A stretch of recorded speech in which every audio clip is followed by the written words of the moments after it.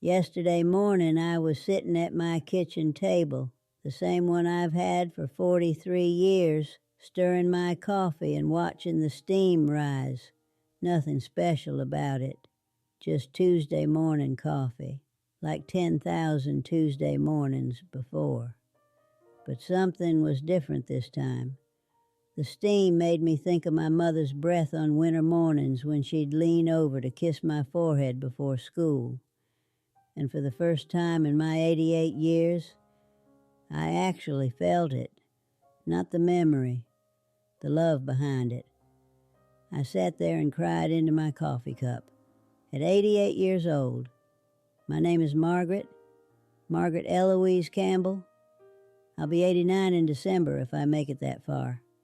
The doctors say I probably will, but at my age, you stop taking tomorrows for granted. I've been thinking about calling this little recording something like a confession, because that's what it is, really. A confession about the most obvious thing in the world that somehow took me nearly 9 decades to understand. I spent my entire life feeling nothing. Oh, I felt anger. I felt frustration. I felt worry and exhaustion and that tight feeling in my chest when the bills came.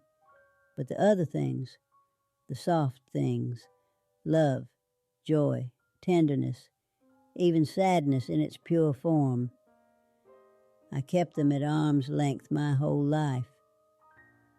I don't know why I'm telling you this.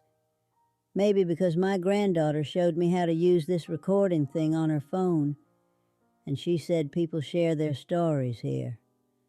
Maybe because I'm running out of time to say it anywhere else. I grew up during the Depression. My father lost his job at the steel mill when I was 7, and after that, our house got very quiet, very careful. You didn't waste anything. Not food, not words, not feelings. Feelings were a luxury we couldn't afford. My mother would stand at the stove every morning, making oatmeal with water instead of milk, and her face was like stone. I used to watch her and think that was what grown-ups look like. Smooth, controlled, empty. When I was 9, our neighbor's dog got hit by a car. I loved that dog. Used to sneak him pieces of bread when no one was looking. When I saw him lying there in the road, something inside me wanted to break open. But I looked at my mother's face, and I learned to swallow it down, push it away, make my face like stone too. Crying won't bring him back, she said. Not unkindly, just fact. So I stopped crying about everything. When I was 16, a boy named Tommy Brennan asked me to the spring dance. He was sweet, had freckles, and always smelled like the garage where he worked after school.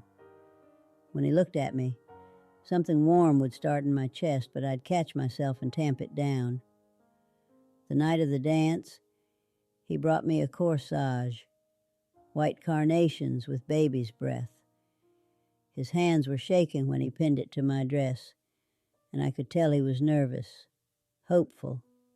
We danced to Moonlight Serenade, and he held me close, and I could feel his heart beating fast against my hand, and something in me wanted to melt into that moment, to let it be precious, to let it matter. But I didn't. I kept my face pleasant and distant. When he walked me home and tried to kiss me goodnight, I turned my cheek and went inside without looking back. I never saw him again after graduation. He moved to California, married a girl named Susan, and had 5 children. I know because his sister still lives here, and she tells me things sometimes at the grocery store. I married Harold 2 years later. Good, practical Harold who worked at the insurance company and never asked me for anything I wasn't willing to give. We had 3 children together, Sarah, Michael, and David. I took care of them, fed them, clothed them, made sure they did their homework and brushed their teeth. But I held something back. always held something back. When Sarah took her first steps, wobbling across our living room with her arms out for balance, Harold scooped her up and spun her around laughing. I smiled and clapped my hands, but I didn't let myself feel the bigness of it, the miracle of it. When Michael hit his first baseball in Little League and came running to the fence, his face bright with pride, I gave him a thumbs up and said, "Good job, honey." But I didn't let myself feel that bursting thing in my chest that wanted to tell him he was magnificent. When David graduated valedictorian, standing there in his cap and gown giving his speech about the future, I sat in the auditorium with my hands folded, thinking about whether I'd remembered to turn off the oven at home. I was there for all of it, but I wasn't really there. They're all grown now. Sarah lives in Portland with her family. Michael's in Denver. David's in Chicago. They call every few weeks. Dutiful calls, pleasant conversations about the weather and their jobs and the kids' soccer games. But there's distance. Has been for years. Not anger exactly, just distance. Like they learned early that I wasn't someone you brought your big feelings to. Harold died 6 years ago. Heart attack in his sleep. The morning I found him, I called the ambulance, called the children, made the funeral arrangements. I picked out a nice suit for him and chose flowers for the casket. Everyone said I was holding up remarkably well. But at the funeral, when they lowered his casket into the ground, I felt nothing. Not relief, not grief, not fear. Nothing. Just that familiar stone feeling. And I remember thinking, what kind of person feels nothing when their husband of 52 years dies? The answer, I realized much later, was someone who had spent so many years not feeling that she'd forgotten how. After Harold died, I lived alone for the first time in my life. The house got very quiet. Too quiet. I started leaving the television on just to have voices, even though I wasn't really watching.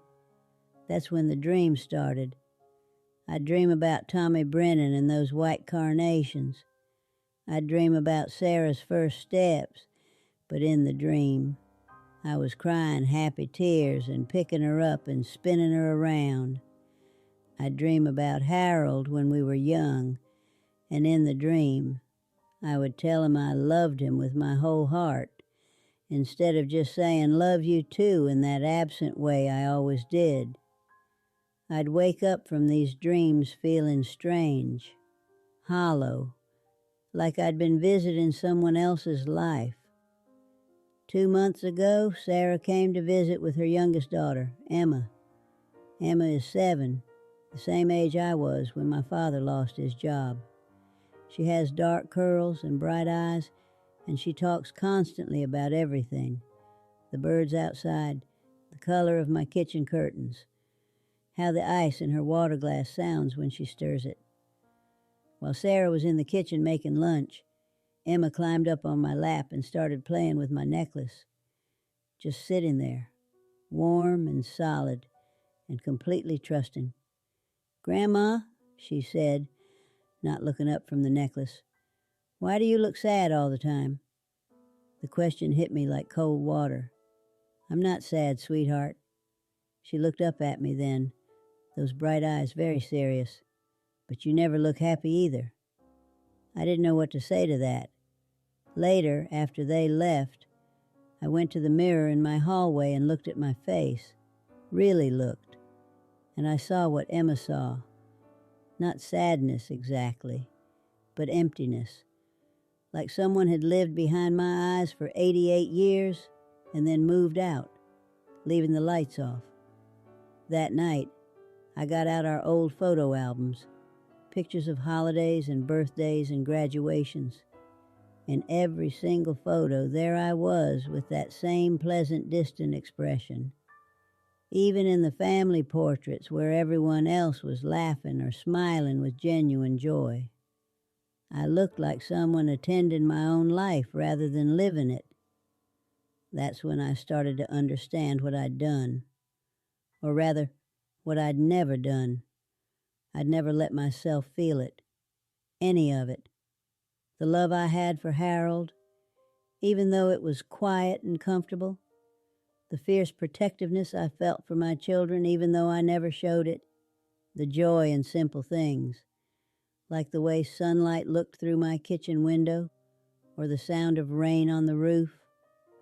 I'd spent 8 decades of my life skimming along the surface, afraid to dive deep into anything, afraid that if I started feeling, really feeling, I might drown. But sitting there with those photo albums spread around me, I realized something else. I was drowning anyway, had been drowning all along, drowning in numbness. The morning with the coffee steam was 3 weeks after that realization. And when I thought about my mother's breath on my forehead, for the first time in my life, I didn't push the feeling away. I let it be big. I let it matter. And it was like a dam breaking. Suddenly, I could feel all of it rushing through me. Every tender moment I'd held at arm's length. Every time one of my children had looked at me with love, and I'd met it with polite affection instead of the overwhelming tenderness I actually felt. The love was always there. It was there when Sarah took her first steps. It was there when Michael hit that baseball. It was there when David gave his valedictorian speech. It was there every morning when Harold kissed me goodbye for work. I just never let myself feel it. And now at 88, when most of those moments are over and gone forever, I'm finally feeling them all. Yesterday, I called Sarah. When she answered, instead of asking about the weather, I said, "I love you. I've always loved you more than I knew how to show." There was silence on the other end. Then she said very quietly, "I love you too, Mom." And for the first time in my life, I really heard her say it. I can't get back all those years of holding back. I can't redo Michael's baseball games or David's graduation or the thousands of small moments when I chose numbness over feeling. But I have whatever time is left, and I'm going to spend it feeling everything, even when it hurts, especially when it hurts. Because I understand now that feeling nothing isn't protection. It's just another kind of dying. If there's anyone out there listening to this who recognizes themselves in my story, I don't know what to tell you except that it's never too late to start feeling. Even if you're 88 years old and stirring coffee on a Tuesday morning. Even if you've spent a lifetime learning how not to feel. Even then, if this stirred something in you, I'd be grateful to know I'm not alone in this. Leave a comment below. Sometimes the most important conversations happen in the quiet spaces between strangers who understand. And if stories like mine resonate with you, this channel shares more voices like Margaret's. Real people, real moments, real truths that took a lifetime to discover. Subscribe if you'd like to hear more of these gentle confessions from those who've walked long roads and finally found the courage to speak.